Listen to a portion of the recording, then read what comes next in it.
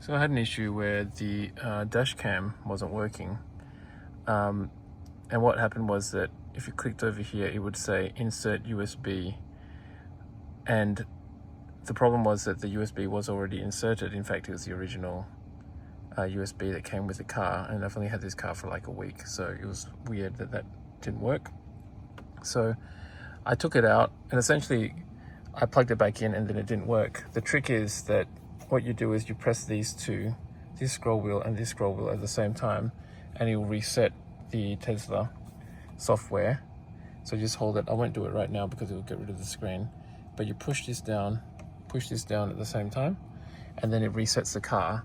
And for me, that actually helped it to work. And so I've got the dash cam working again. So in case it keeps giving you the error of insert USB, just reset the car and that should work.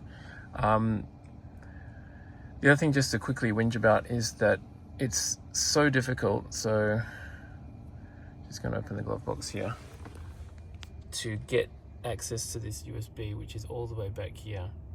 And my hands are kind of average sized, and I think you need to be like a really small person or a child to be able to plug that USB in. But that's where the USB sits, by the way. It's in the glove box there.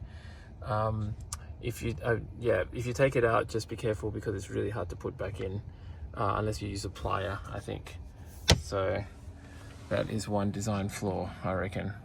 All right, hopefully that's helpful for someone. So essentially just reset by pressing these two scroll wheels down like this, down, and hold it there for a few seconds, and that will reset the computer, and hopefully your dash cam will work again without you having to put a new USB stick in, because that was a waste of time.